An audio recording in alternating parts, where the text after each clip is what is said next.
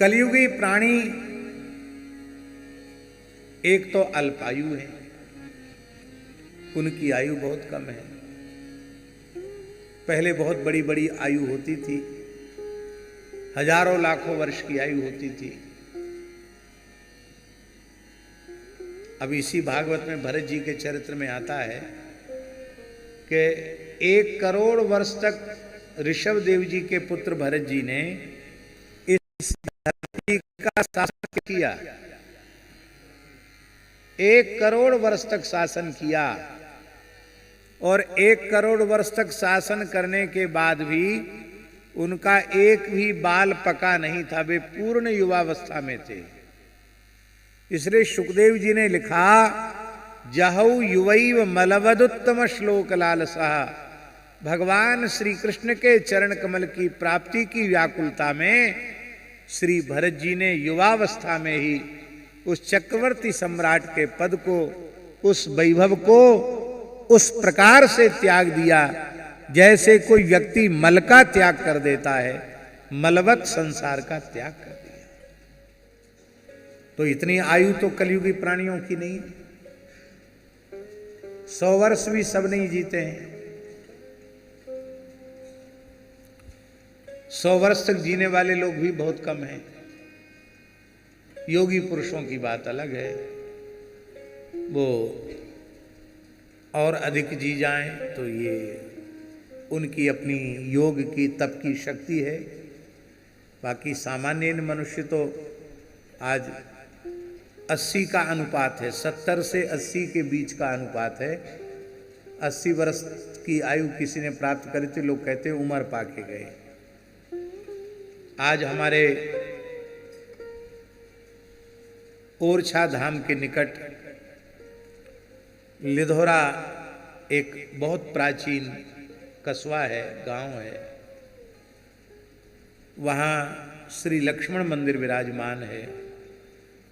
श्री स्वामी अग्रदेवाचार्य जी की परंपरा का ही स्थान है और इतना पुराना स्थान है कि ओरछा राज्य की स्थापना के पहले, राम राजा सरकार के आने के पहले उस स्थान की स्थापना हो गई थी। लगभग 700 वर्ष पुराना स्थान है। अपने ठाकुर जी को सेवा का सौभाग्य प्राप्त है। वहाँ के पूज्य महंत जी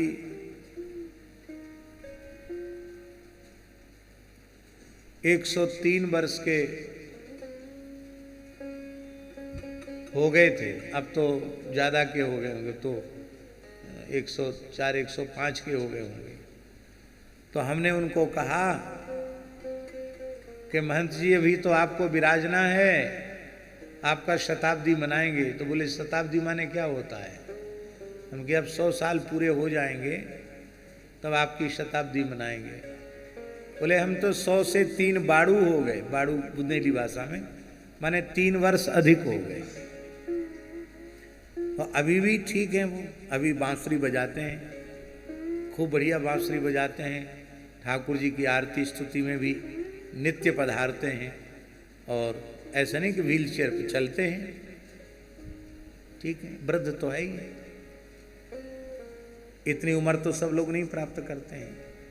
तो कलयुग में इतनी आयु सब प्राप्त नहीं कर पाते हैं, बहुत मुश्किल है इतनी आयु प्राप्त होना।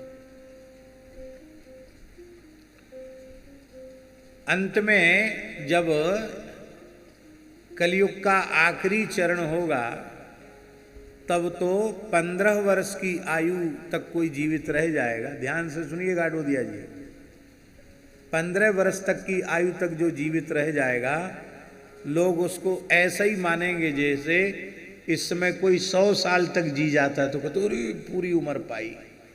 ऐसी कोई 15 वर्ष की आयु तक जीवित रह जाएगा तो लोग कहेंगे भाई बहुत पुण्यात्मा थे, पूरी उम्र प्राप्त करके गए। 15 वर्ष की आयु में ही नाती पोते बच्चे कच्चे सब हो जाएंगे, मर भी जाएंगे।